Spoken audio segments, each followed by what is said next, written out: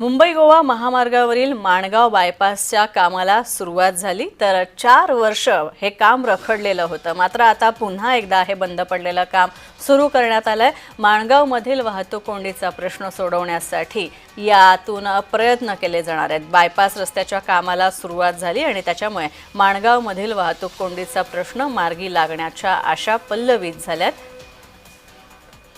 याचाच आढावा घेतलाय आमचे प्रतिनिधी अजेश नाडकर यांनी।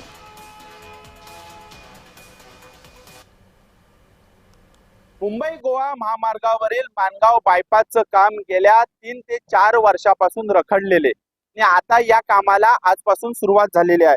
सध्याचे हे दृश्य पाहता आपण माणगाव बायपास या ठिकाणी आहोत आणि सध्या पाहिलं तर या ठिकाणी कामाला जे आहे ते सुरुवात झालेली आहे।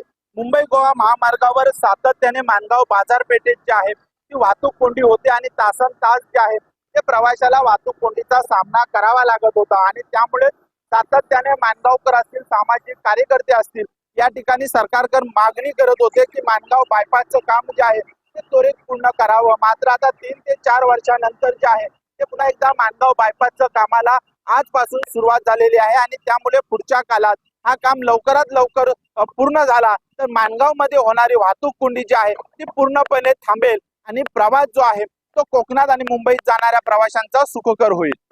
अजेश नाडकर, हे महाराष्ट्र न्यूज, रायगड।